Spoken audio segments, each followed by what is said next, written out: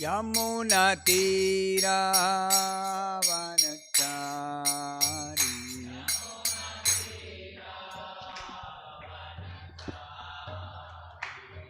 जय राधा माधव कुंज विहारी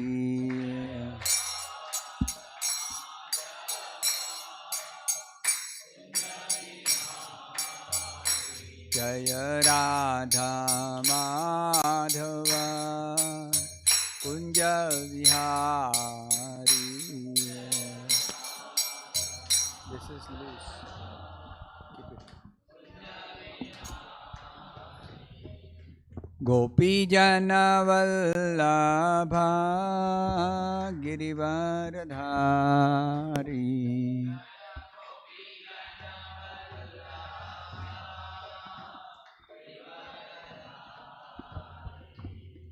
गोपी जन वल्लभा गिरिवरधारी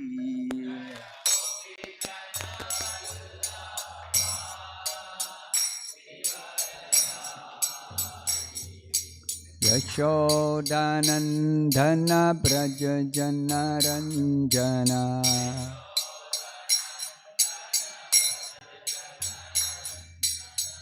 यशोदानंदन ब्रज जन Ranjana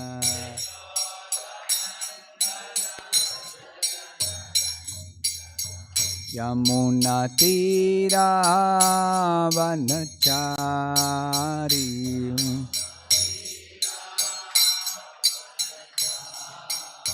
Yamuna तीरावनचारी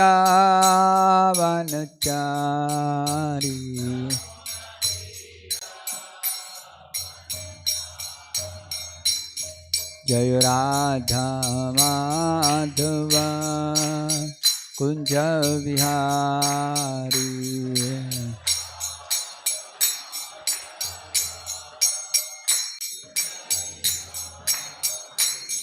Hare Krishna Krishna Krishna Hare Hare Hare Rama Rama Rama Hare Hare.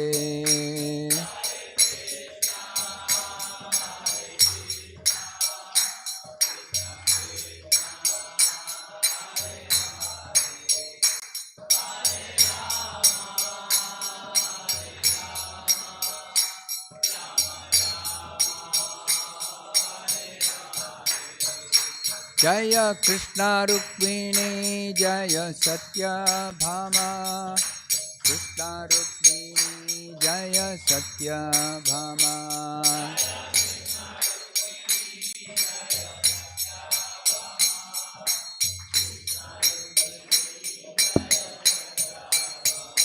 Jaya Krishna Balaram Krishna Balaram Krishna Balaram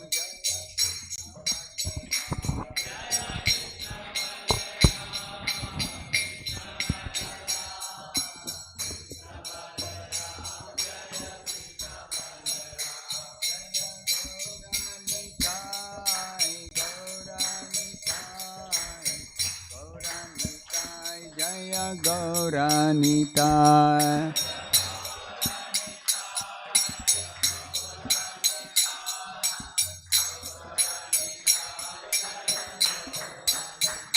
Jaya Jaya Prabhupada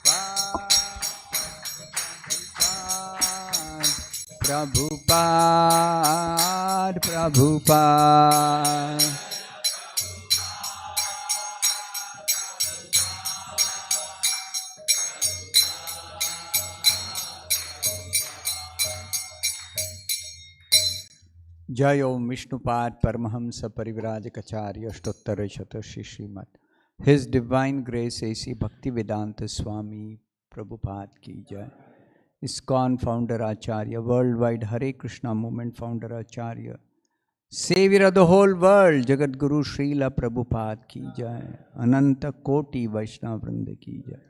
ग्रंथराज Shrimad Bhagavatam की जय. निताय गौर प्रेमानंदे Hari. Om Namo Bhagavate Vasudevaya. Om Namo Bhagavate Vasudevaya. Om Namo Bhagavate Vasudevaya. Narayanam Namaskritya Naram Chaiva Narottamam Devim Saraswatim Vyasam Tato Jayamudirayed Nashtaprayesha Bhadreshu Nityam Bhagavata Sevaya Bhagavati Uttama Shloke Bhaktir Bhavati Naishtike. Reading from Srimad-Bhagavatam, Canto 3, Chapter 23, Devahuti's Lamentation. So what is Devahuti's lamentation is in this last verse of the chapter. This is the last verse, text 57. Saham Bhagavato Nunam Saham Bhagavato Nunam Saham Bhagavato Nunam Vanchita Mayaya Dridham Vanchita Mayaya Dridham Vanchita Mayaya Dridham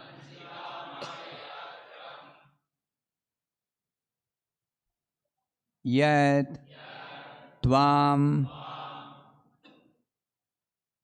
Vimuktidam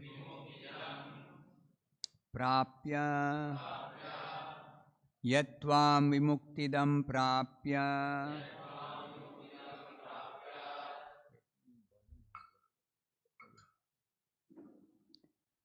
Yat Tvam Vimuktidam Prapya Na Mumuksheya Bandhanan Na Mumuksheya Bandhanan Na Mumuksheya Bandhanan Saham Bhagavato Nunam Vanchita Mayaya Dridham Yat Tvam Vimuktidam Prapya Na Mumuksheya Bandhana Saham Bhagavato Nunam Vanchita Mayaya Dridham Yat Tvam Vimuktidam Prapya Na Mumuksheya Bandhana Saham Bhagavato Nunam Vanchita Mayaya Dridham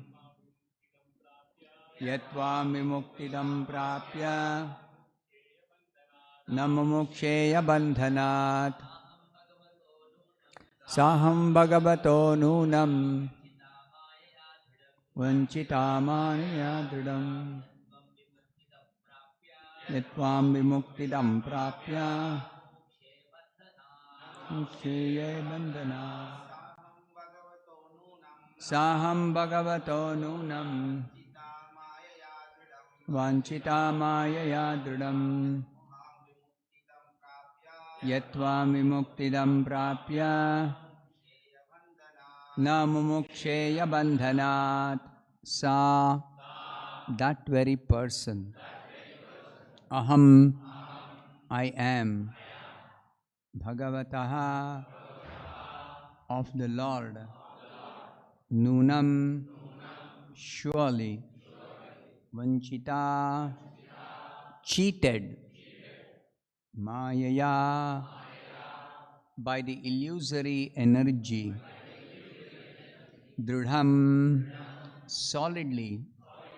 Yet, because Tvam, you, Vimuktidam, who gives liberation, Prapya, having attained, Namamuksheya, I have not sought liberation,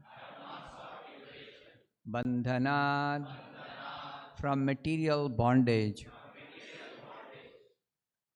Translation and purport by His Divine Grace A.C. Bhaktivedanta Swami Prabhupada.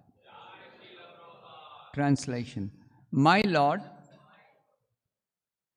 surely I have been solidly cheated by the insurmountable illusory energy of the Supreme Personality of Godhead. For in spite of having obtained your association, which gives liberation from material bondage, I did not seek such liberation. Please repeat this translation after me.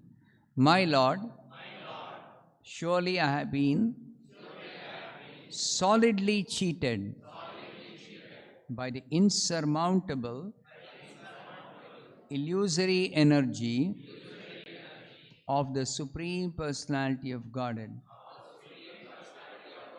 For, in spite of having obtained your association, which gives liberation from material bondage, I did not seek such liberation. Purport by Srila Prabhupada. An intelligent man should utilize good opportunities. The first opportunity is the human form of life. And the second opportunity is to take birth in a suitable family where there is cultivation of spiritual knowledge. This is rarely obtained. The greatest opportunity is to have the association of a saintly person. Devahuti was conscious that she was born as the daughter of an emperor. She was sufficiently educated and cultured, and at last she got Kardama Muni, a saintly person and a great yogi, as her husband. Still, if she did not get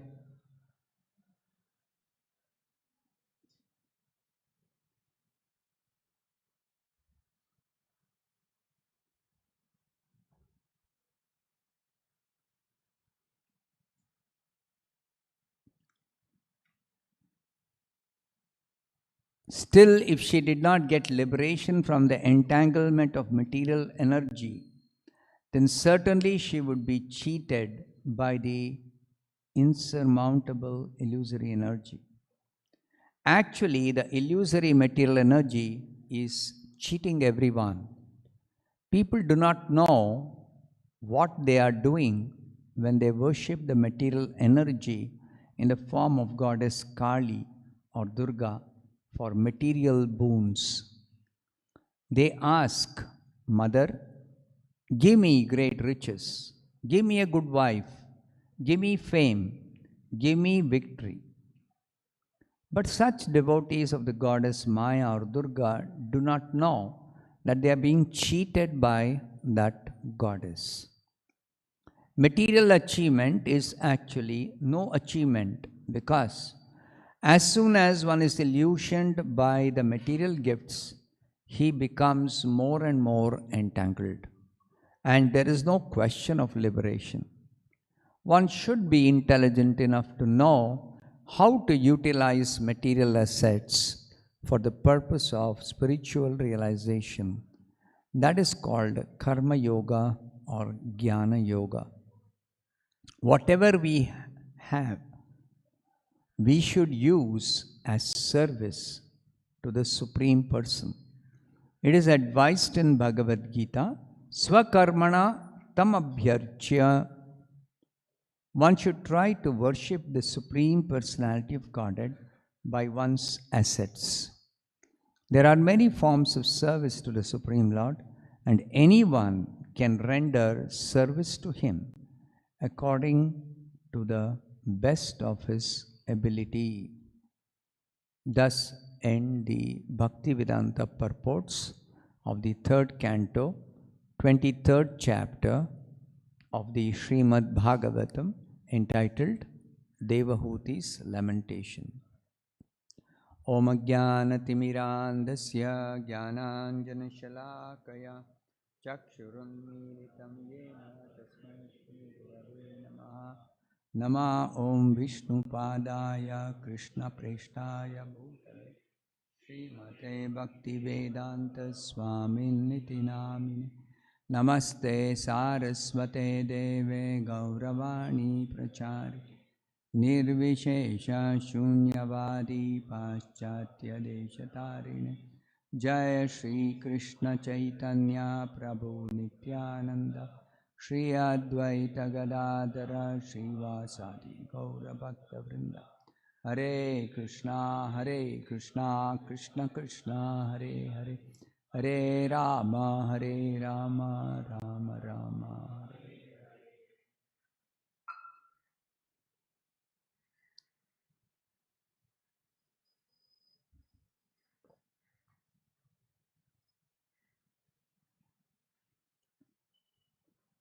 So as the chapter is entitled Devahuti's Lamentation,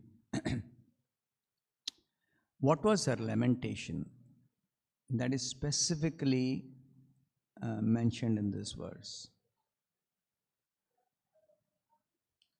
The background for this verse is that Devahuti got married to Kardama Muni, and even though she was the daughter of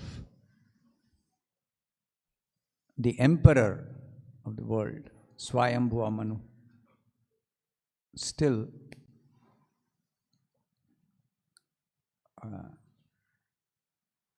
she got married to Kardama Muni.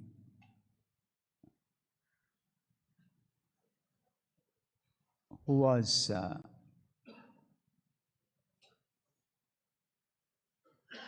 not from any royal family, Kshatriya family. Kardama Muni was a Brahmana, and he was living like an austere Brahmana in a simple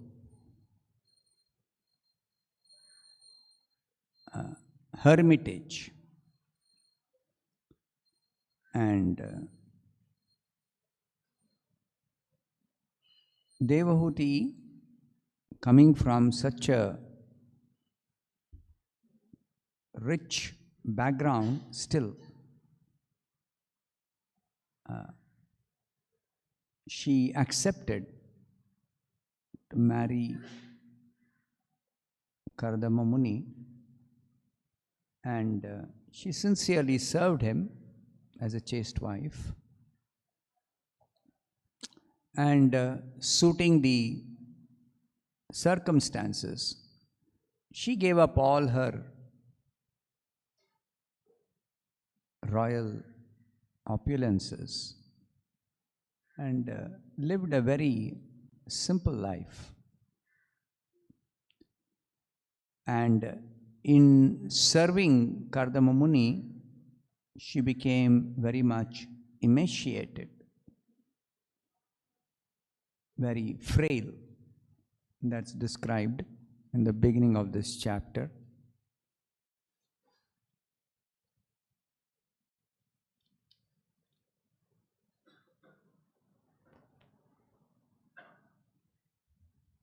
Working sanely and diligently, she pleased her very powerful husband, giving up all lust, pride, envy, greed, sinful activities, and vanity. So, there is a question of she thinking that she has been cheated by Maya.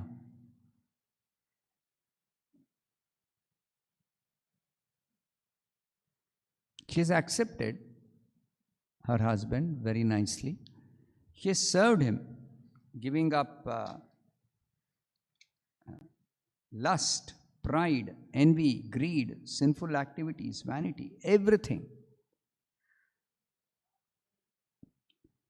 So the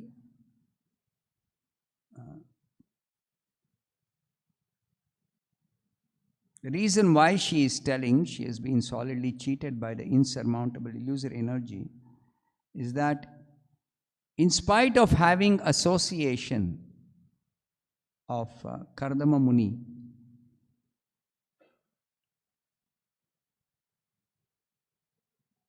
she is now telling she did not seek liberation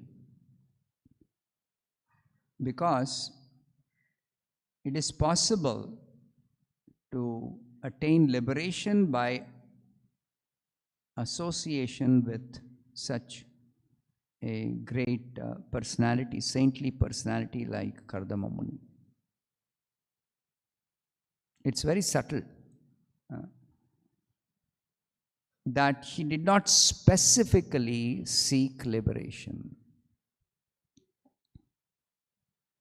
Because what happened? After serving Kardama Muni,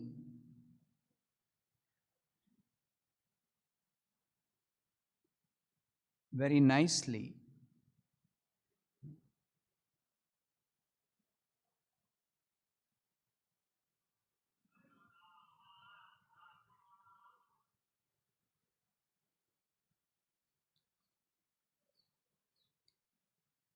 she one day spoke to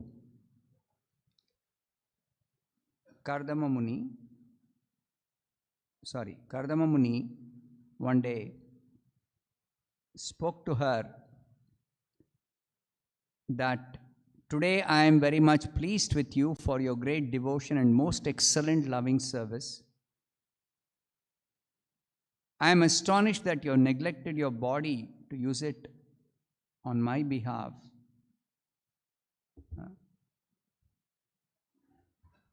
And Kardama Muni also says that I have achieved the blessings of the Lord in discharging my own religious life of austerity, meditation, and Krishna consciousness.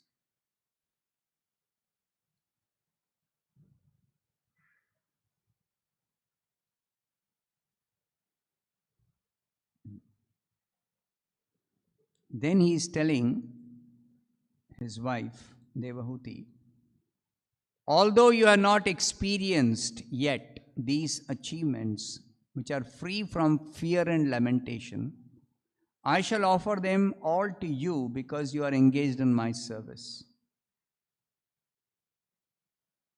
And Kardama Muni says, I am giving you the transcendental vision to see how nice they are.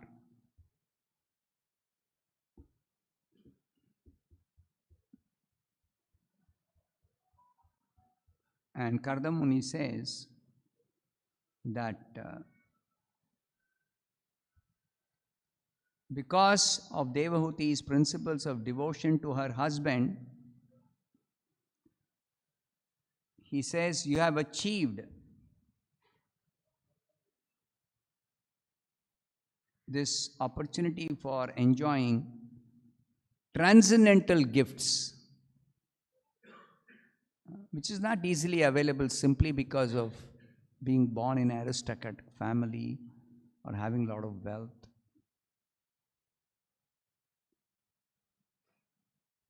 So then Devahuti responded that I know that you have achieved perfection and are the master of all infallible mystic powers. Because you are under the protection of Yoga Maya, the transcendental nature.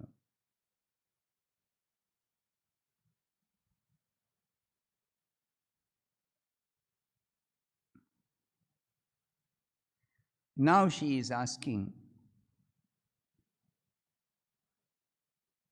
since children are a great quality for a chaste woman who has a glorious husband, you once made a promise about our bodily union that you should now fulfill.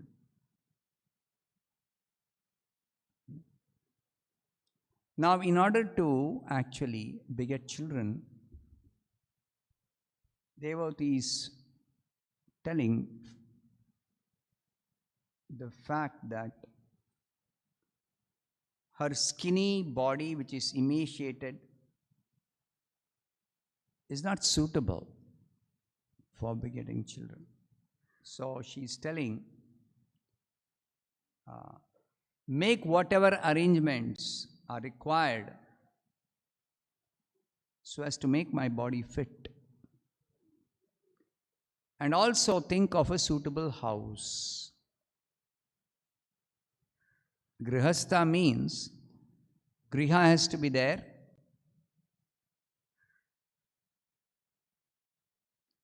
and the wife has to be there. Sometimes the wife is called Griha Lakshmi.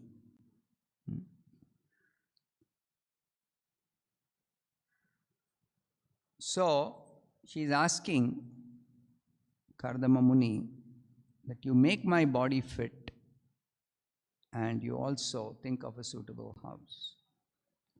Now Kardama Muni wanted to please Devahuti because of her sincere service. So he exercised his yogic power and he produced a beautiful aerial mansion. It's like an aeroplane that could travel at his will, and it is described by yogic power what is possible. Simply by his will it would travel, and it was a wonderful structure. It was as big as a city, and the description is given that it had so many, it was like a palace, and there were so many maidservants, so many nice beautiful birds, and there were different kinds of lakes. So this is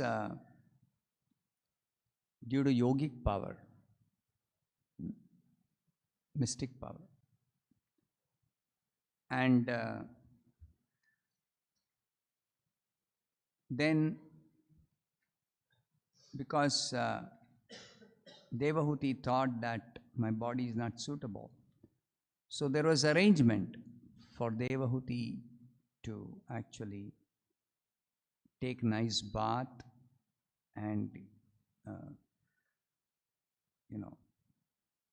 prepare her body by bathing in valuable oils, ointments, nice food, and nice tonics, etc. Then she was nicely dressed, she was nicely adorned with nice ornaments, and then she had thousands of maids to assist her.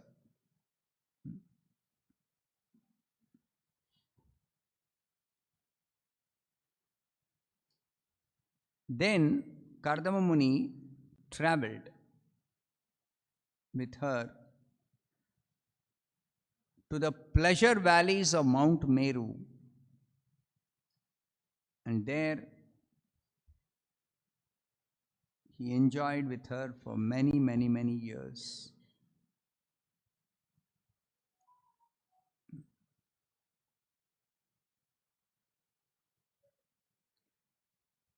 So the Shukadeva Goswami is describing this. He is telling,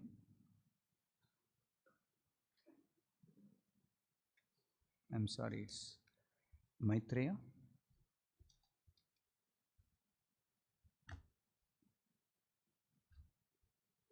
Yeah, it is Maitreya Rishi describing to Vidura, who is being quoted by Shukadeva Goswami. So the description is that what is difficult to achieve for those who have taken refuge of the Supreme Personality of Godhead's lotus feet. So don't think that this is something very wonderful for somebody who is a devotee. A devotee automatically has got all the mystic powers without separately practicing Ashtanga Yoga. Simply by practicing pure devotional service and making spiritual advancement, one can have all the mystic powers. And such mystic powers are the result of mercy of the Supreme Personality of Godhead. Because as is described, Kardama Muni is under the shelter of the Yoga Maya potency, internal potency of the Supreme Lord. Devotional service is executed under protection of the internal potency of the Lord. This is explained in Bhagavad-gita. Mahatmanastu mam partha daivim prakritim ashritaha bhajanti ananya manaso gyatva bhutadim abhyaya. So it's not possible to render pure devotional service to Krishna in the material platform. Therefore, Krishna says in Bhagavad-gita, Brahma bhuta prasannatma na shochati na kankshati samas sarveshu bhuteshu mad bhaktim labhate param. For those who are on the gradual path of spiritual advancement, after they transcend the modes, in the gradual path, they transcend the modes by first elevating themselves from the lower modes to the mode of goodness. And even they have to transcend the mode of goodness, which is very, very difficult.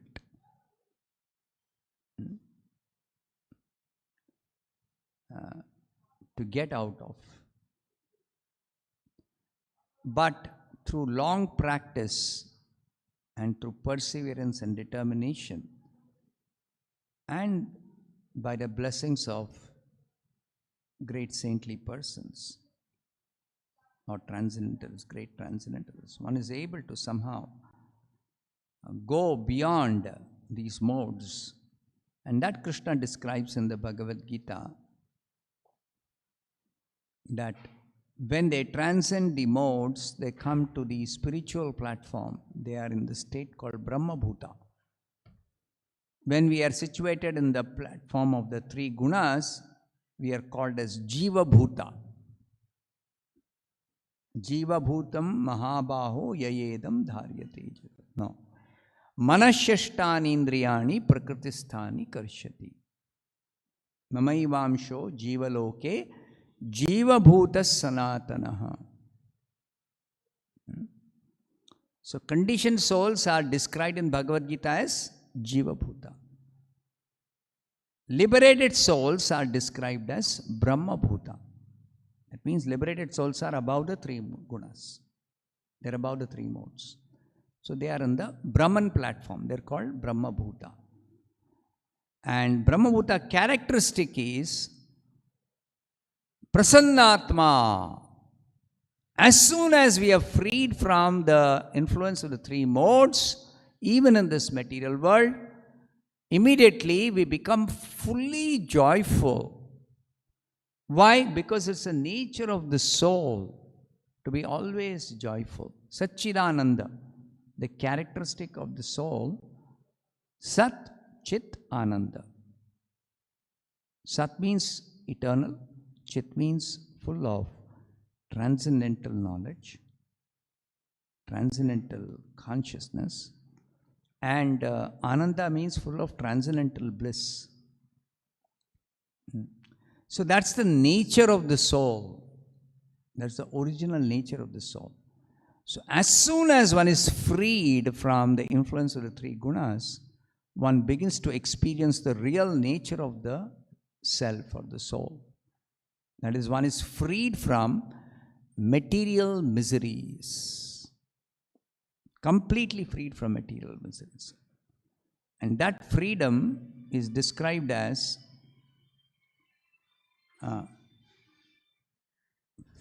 free from Janma Mrityu Jara Vyadhi Dukkha Dosha. Freed from birth, death, disease and old age. Also freed from the threefold miseries of the influence of Maya.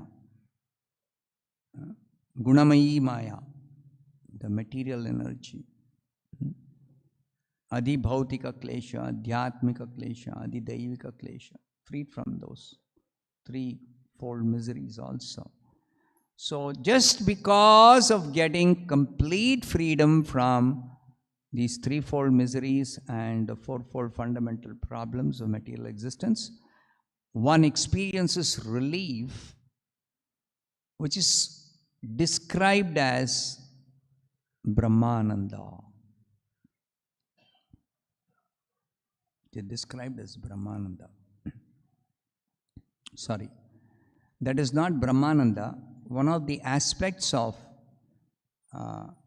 freedom from the modes, influence of the modes, is that one becomes free from material miseries and one experiences freedom from the fourfold problems, because of which one thinks that now I am very, very, very happy. I am very happy. But that is not the real spiritual happiness that the soul is entitled to. Merely freedom from miseries or merely freedom from some problems, material problems, is not real happiness the soul is entitled to. So, after getting relief, after some time, the question will arise, what is my engagement? What is my activity? What is my position? It is just like Prabhupada gives a simple example. If somebody has got a very severe stomach pain, then entirely the attention will go how to get rid of the pain. So, a person will do something, whatever. And then after the pain is gone, for some time, the relief from the pain which he or she was suffering will be a cause of some kind of pleasure. It's not real pleasure. It is that freedom itself which seems like pleasurable. But that cannot last. After some time, one will realize, I have come to my healthy condition. I was in healthy condition. I developed this stomach pain. I was suffering so much severe pain. Now I got rid of the pain. Now I have to seek some positive pleasure. So, for somebody who has always been seeking material happiness under the influence of the gunas, either tamasic or rajasic or sattvic happiness, all of them are actually contaminated happiness. Why contaminated? Because there is no pure happiness in association with the gunas. It's the nature of the gunas that there has to be some misery or suffering. That's the nature of this material modes, influence of the modes. So therefore, even though there may be some pleasure in material pursuits, whether sattvic or rajasic or tamasic, they are all basically alternating suffering and relief from suffering, which is interpreted as enjoyment. This is also explained in the Bhagavad-gita. Yehi samsparshaja bhoga dukkha yonaya evate adyantavanta kaunteya nateshu ramate buddha.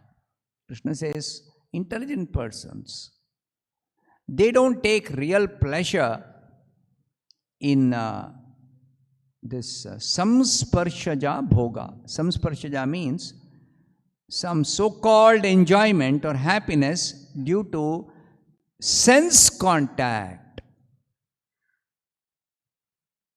Sense contact. Contact of the senses with the sense objects. So that seems like happiness only under the illusion of the material energy. Under illusion, it seems like it is pleasurable. Either because such pleasure is characterized by some relief from some misery, or it is characterized by some sensation which is interpreted as pleasurable or happiness based on one's desire for material enjoyment.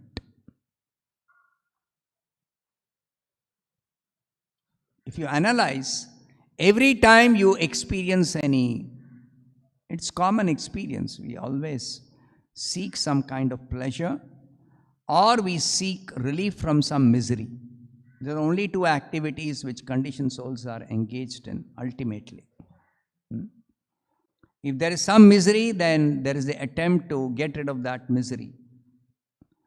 And if there is relatively no major miserable situation, then there is seeking of some material happiness, which is samsparshaja bhoga, favorable sense contact. Favorable sense contact. The sense contact also includes the mind. Therefore, Krishna says, manashashtani indriya. So even the mind, for the 5 external senses, you know what is favorable sense contact.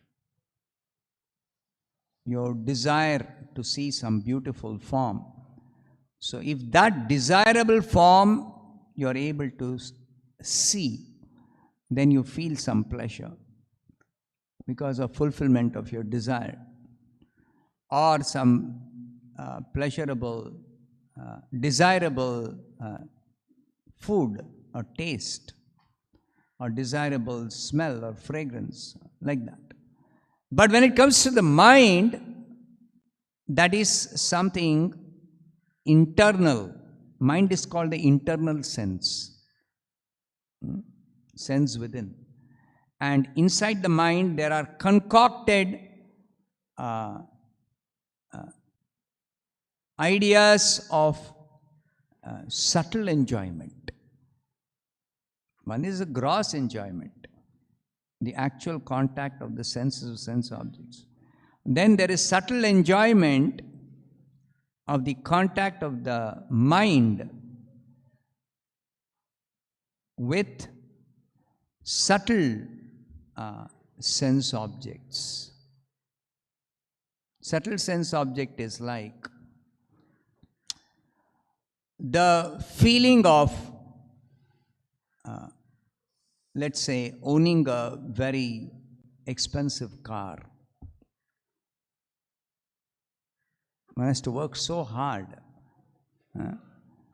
to earn sufficient money, and then because that desire is there to have a beautiful car, I can enjoy a nice car. So then purchase that car, and the feeling in the mind after purchasing this car is that now I am in possession of this car.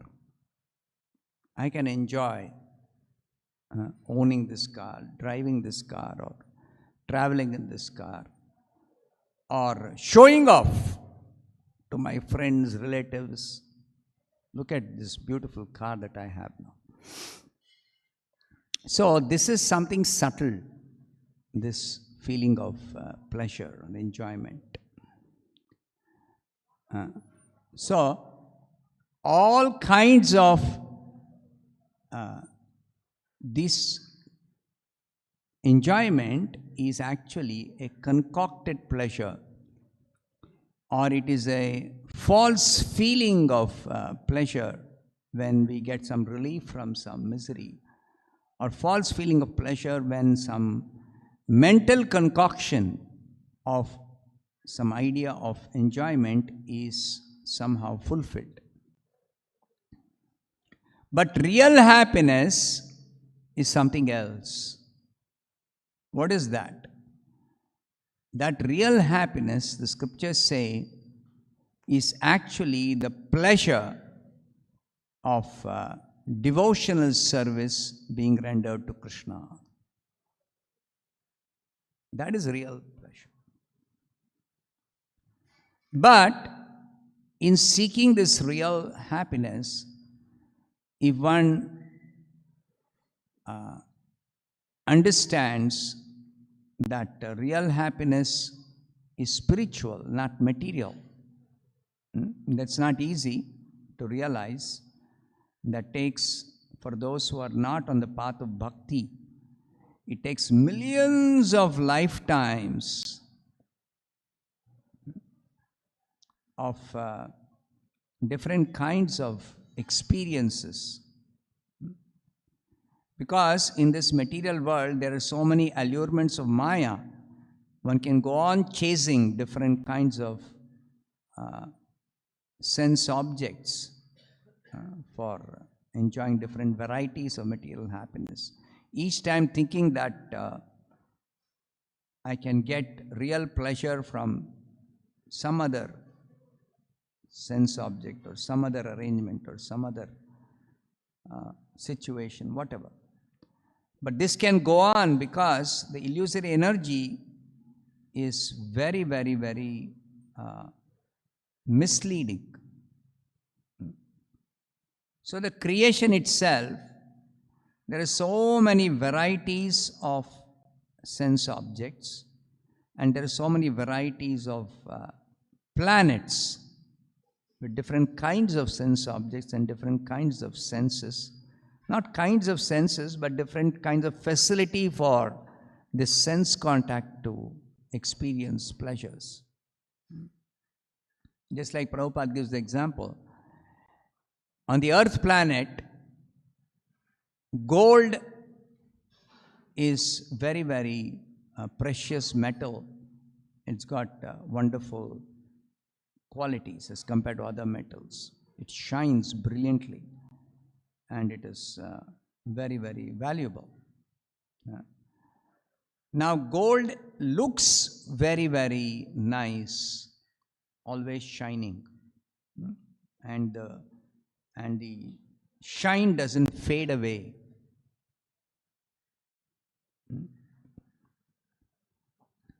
Whereas in the material world, gold is only having that property of appearing very, very beautiful, shining, dazzling. But in the spiritual world, in the heavenly planets, gold has got a nice fragrance also. Of course, we don't have experience of that in the earth planet, but it is described in the scriptures. Gold has got nice fragrance also. Like this, in the higher planets, there is apparently better enjoyment or more enjoyment than what is available on the earth. And one can go on seeking such higher standard of material happiness in still higher planets, still one comes to Brahmaloka. But even in Brahmaloka, though all kinds of facilities are available for all kinds of sense enjoyment, still there is the fear of death. There is the fear of death. Bhagavatam describes even Brahma, he fears death, though he has got a fantastic long lifespan. Brahma lives the entire duration of this manifest material creation. Brahma is called Chiralokapala. He is one of the permanent governors of this universe. And among the living entities, he is the only permanent governor. There are only 3 permanent governors of this universe: Brahma, Shiva and Vishnu. Among these 3, Brahma is the only one who is a Jiva. Shiva is an incarnation of Vishnu, and Vishnu is this Supreme Personality of Godhead, the Absolute Truth. So, Shiva and Vishnu belong to a different category. Brahma belongs to the Jiva category. So, Brahma, even though he is also a Jiva like us, constitutionally, he is a spirit soul.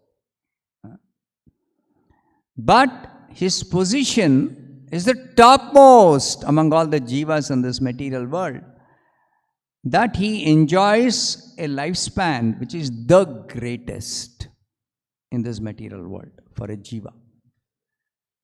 And that is the duration of the whole universe. And his position, therefore, is described as permanent. Of course, nobody has any permanent position in this material world, because the material world itself is going to be completely annihilated at the end of Brahma's lifespan.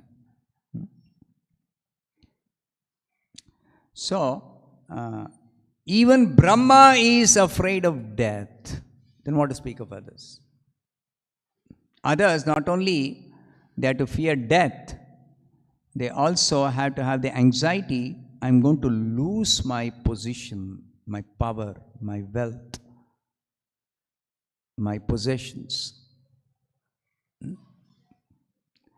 Brahma doesn't have, while he is living, he doesn't have any fear of losing his possessions or his position or his wealth or his status, nothing. But when death comes, even Brahma has to give up everything. Mrityu sarvaharashchaham, Krishna says in Bhagavad-gita. So, when even Brahma is afraid of death, what to speak of others?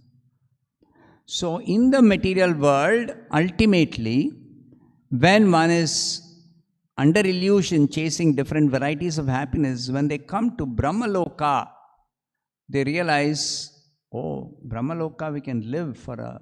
Of course, the residents of Brahmaloka, they live as long as Brahma lives. But their position in Brahmaloka is not for the entire duration of this material creation. If they commit some mistake, then they fall down. Or if their punya is exhausted, they fall down. Their punya is exhausted. Abrahma bhuvanan loka punaravartino Arjuna. No, not that one. Kshine punye martyalokam vishanti. One can be elevated from the earthly planet to the higher planets, even to Brahmaloka, by accumulating sufficient punya, by performing pious activities. But such punya is always limited. So if somebody is elevated to Brahmaloka, they have to keep on performing more and more and more and more and more pious activities. More and more pious activities. Entire life they have to keep performing pious activities. And the type of pious activities also vary. The kind of pious activities that entitles them for living in Brahmaloka. Not simply some pious activities, no. So anyway, those in Brahmaloka also, even if they are living in Brahmaloka and they are engaged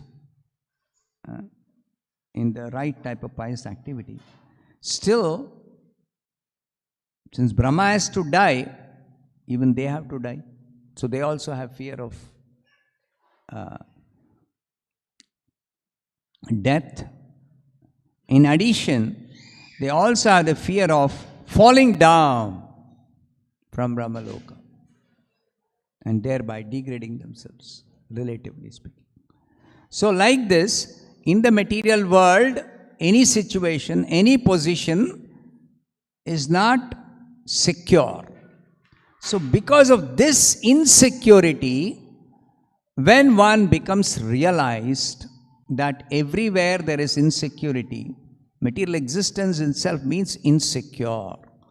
So then they seek security, and that is when, through the Vedas or through association of saintly persons, they can come to know that spiritual existence is secure, is eternal. Seeking this eternal spiritual existence, they actually begin activities of self-realization. Because our own nature is that we are eternal. Then they keep on trying to understand or realize their own spiritual nature, or what is ultimate reality, which is also spiritual by nature. But unless they are guided by a pure devotee spiritual master, or unless they are taken to the path of bhakti, pure devotional service, they can't properly understand their own nature and the nature of the supreme absolute truth. They are misled by the understanding that I am spiritual by nature, the absolute truth is spiritual by nature, both are of the same spiritual nature, so I am actually that absolute truth, or I am God, or I am Brahman, Aham Brahmasmi. So they are misled by that, and they seek to become one with God, or become merged in the absolute truth, or become God. Different conceptions. But fundamentally they are mistaken. Because they don't take to the path of bhakti, they cannot understand that the absolute truth is the supreme personality of Godhead, and I am a very, very insignificant, very tiny part of that absolute truth, supreme personality. They can't understand that. That is understood only if one is fortunate to be blessed by Krishna or his pure devotee, by which one actually very clearly, immediately understands that I am not God, even though I am of the same quality as God. I am an insignificant servant of Krishna. So then one actually understands this and begins pure devotional service. To realize this is not merely knowing it. One has to actually follow the principles of pure devotional service. And then one can actually realize oneself as well as the Supreme Lord. And in that realization, one gets to know the actual relationship. And in that relationship, there are activities which are activities of pure devotional service, and that is real happiness. So here, coming to this verse, that Devahuti, because she got completely absorbed in that opportunity for enjoying with Kardama Muni,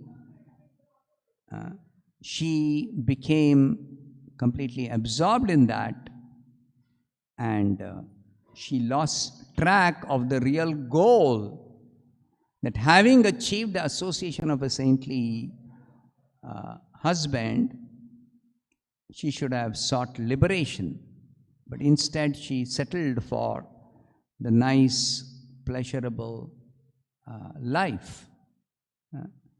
So when Kardama Muni actually, after sufficient time, they had bodily union, then they had 9 daughters, Kardama and Devahuti initially. And then Kardama Muni, after some time, then he decided, as he had told earlier, that after finishing some years in household life, he is going to renounce and go away to the forest for practicing meditation, exclusively dedicating himself for self-realization. So when time came, after a certain number of years, then he told his wife, now I am leaving home. Then she realized, oh, what have I done? I have simply been busy with this household life, and simply husband, children, raising children, like it happens to most people. Suddenly when that reality, one has to face reality, that this is not a permanent situation. So then now she is lamenting that I did not seek liberation, even though I had the association of saintly husband, Kardama Muni. So Prabhupada says in the purport that one who is intelligent should utilize all good opportunities. So 3 opportunities which some fortunate people can have. One is that human form of life. It is the only opportunity for inquiring into what is God, into spiritual truth. And second is taking birth in a family where there is opportunity for cultivating spiritual knowledge. And third is the association of a saintly person. So we are fortunate that whether we had an opportunity for cultivating spiritual knowledge or not, having got this human form of life, which automatically gives an opportunity for making this inquiry, spiritual inquiry, we are most fortunate to have come in contact with Srila Prabhupada. So that greatest opportunity we should utilize, having come in contact with Srila Prabhupada. We should seek this ultimate liberation by properly practicing, following, and becoming serious about pure devotional service. So Devahuti now will seek this particular ultimate liberation from Kardama Muni, and we'll see what happens the next chapter. So I'll stop here. Srimad-Bhagavatam ki jai, Srila Prabhupada.